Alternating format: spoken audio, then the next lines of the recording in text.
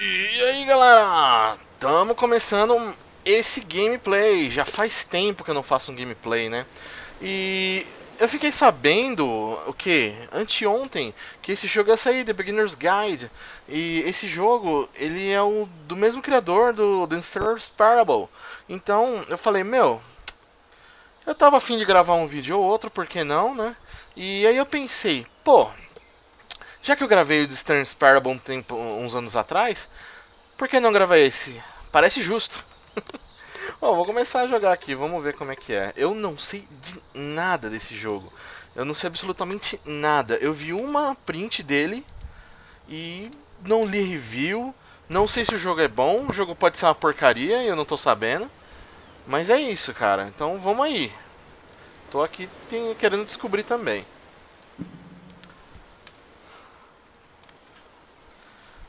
Tô curioso. Sim, meu áudio tá ligado, bem ligado. Estou com fones enormes do tamanho da minha cabeça.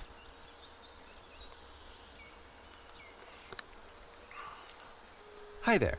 Thank you very much for playing The Beginner's Guide. My name is Davey Reedon. I wrote The Stanley Parable, and while that game tells a pretty absurd story, today I'm going to tell. Peraí, vamos só ver se tem uma legendinha aqui. Que é legal ter uma legenda, principalmente pra quem tá assistindo. É isso aí. You about a series of events that happened between 2008 and 2011. We're going to look at the games made by a friend of mine named Coda. Now, these games mean a lot to me. I met Coda in early 2009 at a time when I was really struggling with some personal stuff, and his work pointed me in a very powerful direction. I found it to be a good reference point for the kinds of creative works that I wanted to make. So just to start you off, this is, I think, the first game he ever made. It's a level for Counter-Strike. You can walk around here, by the way.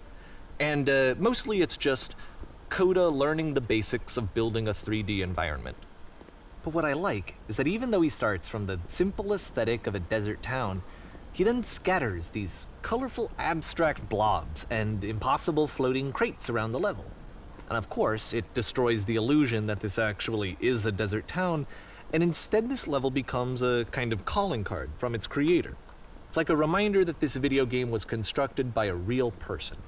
And it kind of makes you wonder, what was going through his head as he was building this? This is what I like about all of Coda's games. I mean, not that they're all fascinating as games, but that they are all going to give us access to their creator. I want us to see past the games themselves.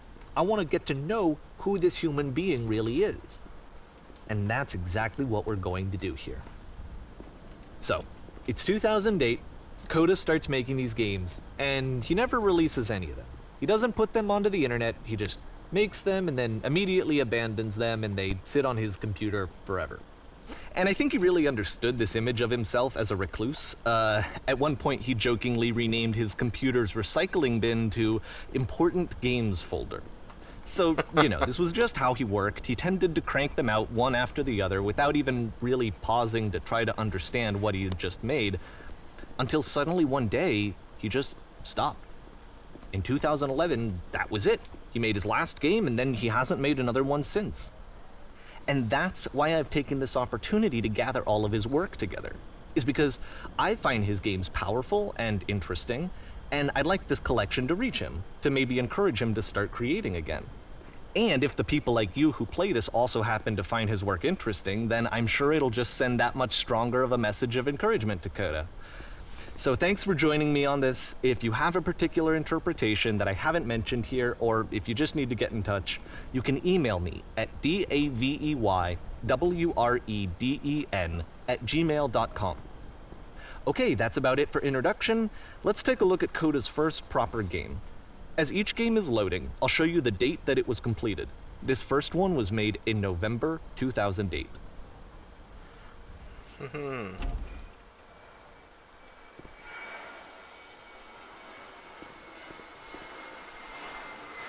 Curioso esse jogo, né? É interessante. É, exatamente como o primeiro Star's Parable, não é exatamente um jogo com, digamos assim, jogabilidade. É quase uma experiência, né? A gente geralmente fala, né? É aquela coisa, é tipo é um filme interativo ou uma experiência interativa. E eu gosto bastante, principalmente quando as coisas têm uma certa profundidade, um pensamento mais filosófico. Eu acho que esse jogo tá chegando nesse ponto. Interessante, vamos ver. Susto, viado. Nossa, um barulho alto. Tá certo. This game is called Escape from Whisper, and it's one of the more generic games you'll see from Coda.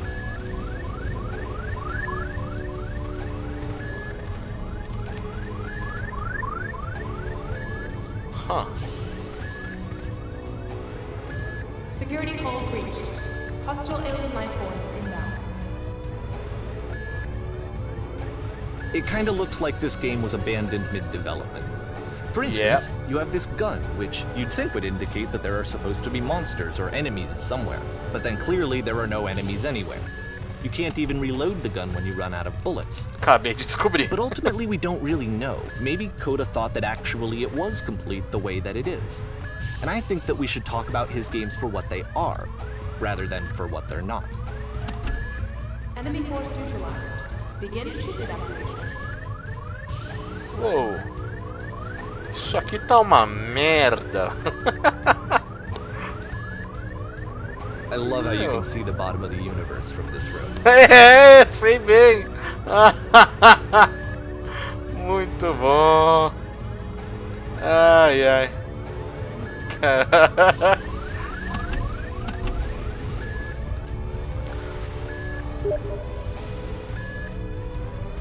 Apparently this space station has a labyrinth on it. Sure, I don't know. There's really no reason for it that I've ever been able to discern, so in the interest of time, I'm just gonna skip you on past it. Ah, muito bom, obrigado. Você é um cara legal pra caramba. Okay, this is the part that's interesting. The game has this narrative about the whisper machine and how it has to be turned off, and then you get to the engine room. Yay. Hey, you there, in the engine room. You could save us all. That beam is powering the whisper machine.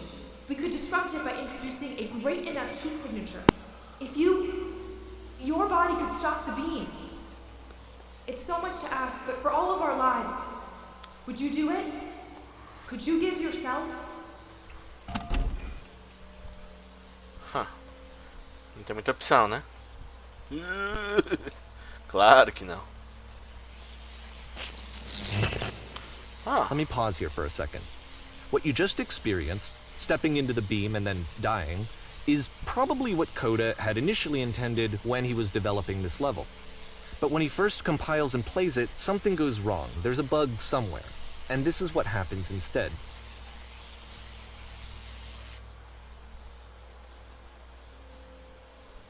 Huh.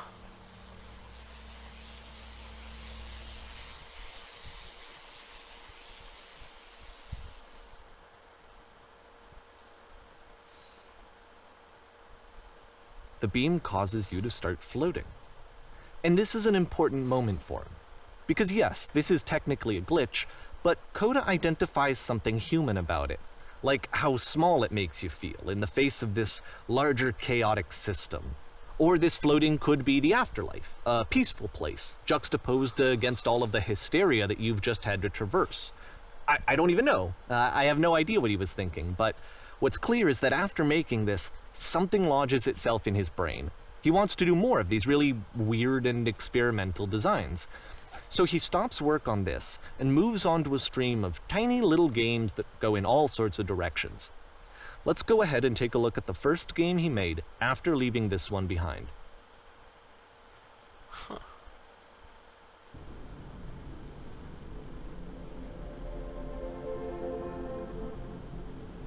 Huh.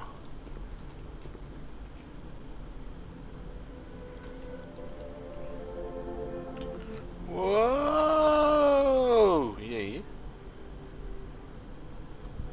So try walking backwards. Ah. Yep. In this game, you can only walk backwards. Huh. Right. Tá bom. Tô confuso agora.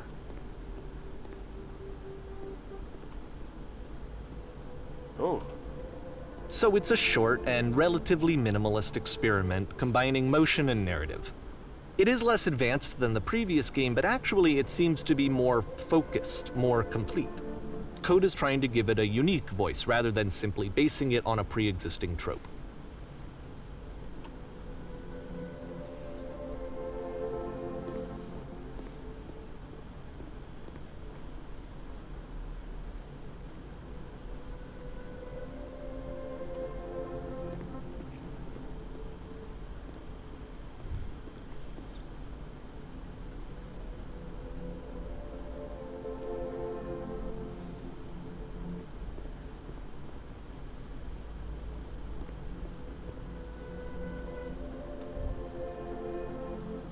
It's a short little thought, it says what it wants to say, and then it ends.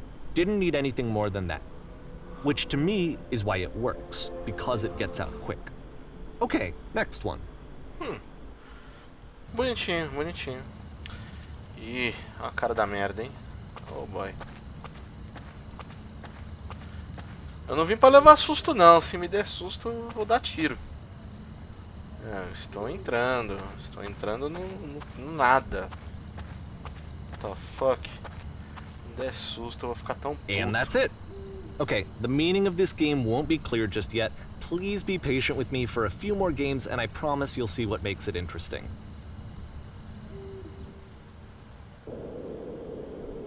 Oftentimes, Coda would put bizarre titles like this one at the start of his games. Huh. I wish I'd known him at the time that he was making these early games. He would really only talk to me about his work as he was making it. Once he stopped work on a game, like, that was it. It was dead to him. And I don't agree with that at all, but what are you gonna do?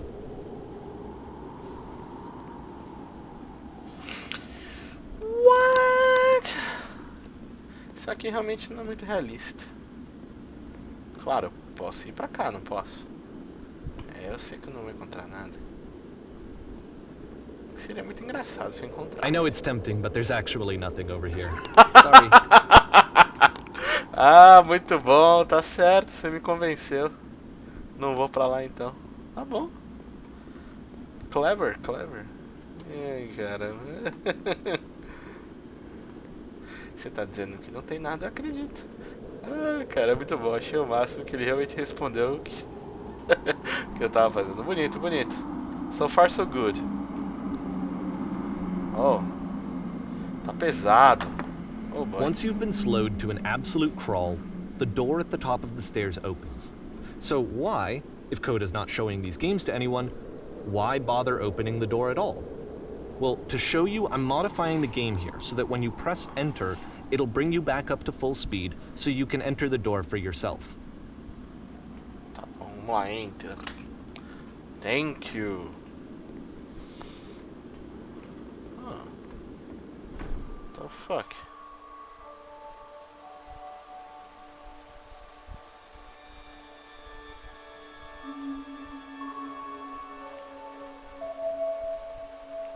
A room that's warm and nice and filled with little ideas for games. Huh. Coda would often tell me that he didn't mind if people thought of him as cold or distant. He said that he knew that he was actually a vibrant and compassionate person, but that it takes time to really see that. It can be a very slow climb to get there. Nice, nice. Gostei. Interessante, interessante.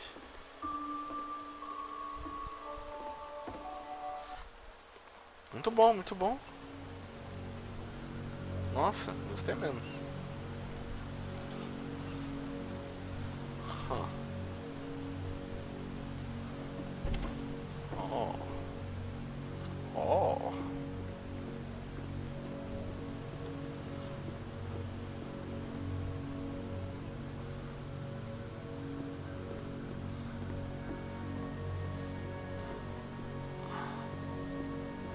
Well, this is new for Coda. It's an actual puzzle.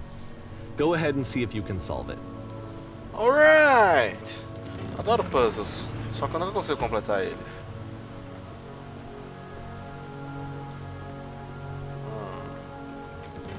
Oh. Ah. don't forget that solution, because we're going to see this puzzle again soon. We're All going right. to see it a lot.